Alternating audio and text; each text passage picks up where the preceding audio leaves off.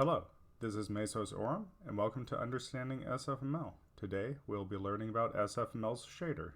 Using the shader function load from file, we may load a shader using a given address and a type. Here we are using the address of a Vertex shader in our resource files. The different types of shaders we may use are Vertex, Geometry, and Fragment. We may also use a Vertex shader and a Fragment shader at the same time. Using the shader function is available checks if your system is capable of using shaders. Using the shader function is geometry available checks if your system is capable of using geometry shaders. Opening the debug menu, we can see that my system passes both checks. Here we are putting a texture on a rectangle to use for our shaders. To use a shader on something that is drawable, first we put our drawable figure, then we reference our shader. Using uniform, we can pass in information from S.F.M.L. Here we're going to want the resolution of the screen.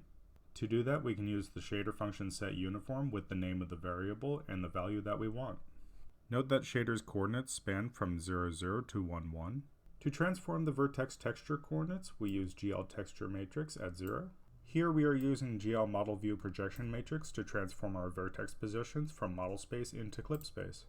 Using the out keyword, we can send information from our vertex shader to our fragment shader. While in our fragment shader, we would use the in keyword. By dividing our vertex positions in model space by our resolution, we may get our fragment shader positions. For ease of use, we may also center the screen. Lastly, we will set all these and be done with the vertex shader. To use a texture, we're going to use sampler 2D. Here we're going to name an image. In our main.c++, we're going to set our uniform, name it image, and then give our texture. We are going to set a vec2 variable uv as our positions, and a vec2 variable st as our texture coordinates .st. If S.F.M.L is sending a uniform that we are not yet using, it'll send us an error, but that will not affect whether the shader can work or not. Using the texture keyword, we can retrieve a color from a given texture at a coordinate.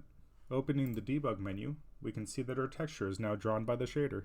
Here we are getting the distance from our position to the origin. If we open the debug menu, we can see that we've drawn to the screen and can visualize the distance. We may also invert the shading, saying 1 minus our length. If we open the debug menu, we can see that it's inverted. We may also send in information to our shader every single frame. Here we're going to send in our elapsed time. Using our elapsed time, we can see that we get a dimming effect. We may pass to our shader many things, including our mouse position. Using our mouse position, we may also make a spotlight effect. If we don't want the spotlight shading effect to fall over distance, we may use the keyword step, and we have a hole punched out of our texture. Lastly, as a bonus, for a retro look, we can make scan lines. If we open the debug menu, we can see that every other line is made transparent. Thank you for joining me today. If you did, then please like, comment, and subscribe, and have a great day.